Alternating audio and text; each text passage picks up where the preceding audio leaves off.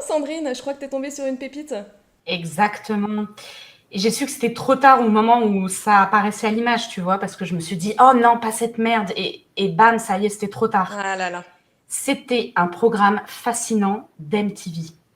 Une émission de défis respectifs qui réunit deux proches, ou tout du moins qui croient l'être. Et durant cette émission, chacun choisit pour l'autre un tatouage. Pile au moment où je suis arrivée, deux frères ont relevé le challenge.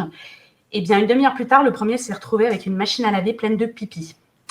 Là, vous vous dites, on ne peut pas faire pire. Si. L'autre frère a désormais le tatouage d'une assiette pleine de merde.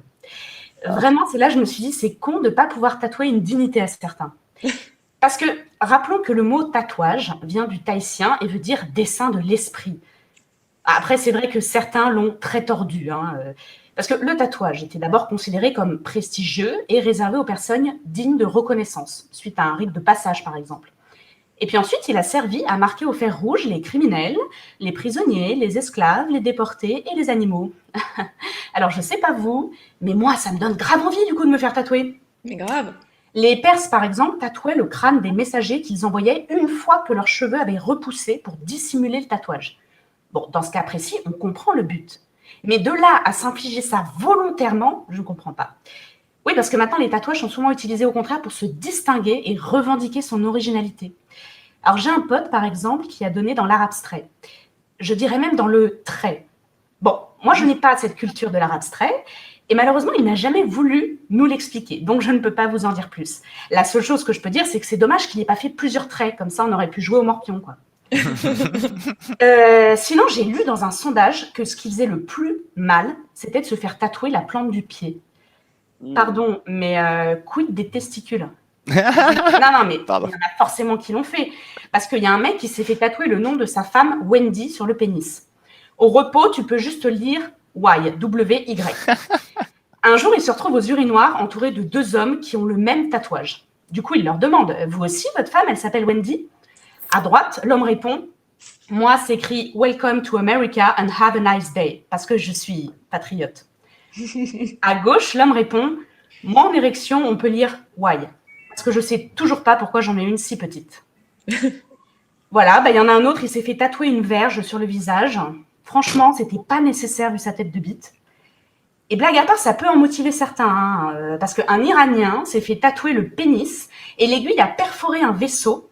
Du coup, conséquence, il a une érection permanente depuis. Alors, C'est ballot. le tatouage, ça vous fait pas bander, vous? Bon, ceci dit, attention, les femmes ne sont pas en reste. Toujours dans cette merveilleuse émission, une mère a choisi pour sa fille le tatouage de sa peluche qu'elle a honte d'emmener quand elle va dormir chez un mec. Assume, ma fille. Bon, fille qui n'a pas été en reste, puisqu'elle a choisi pour sa mère un tatouage de pince coupante qui brise un anneau pour que sa mère assume son piercing au clitoris. Rien à voir avec la Fédération française de cuniculture qui s'occupe de tatouer les oreilles des lapins racés. Bon, du coup, sa mère avait honte et elle n'a pas voulu nous le montrer. Non, dommage. Et là, je me suis demandé, mais pourquoi faire un tatouage ou un piercing?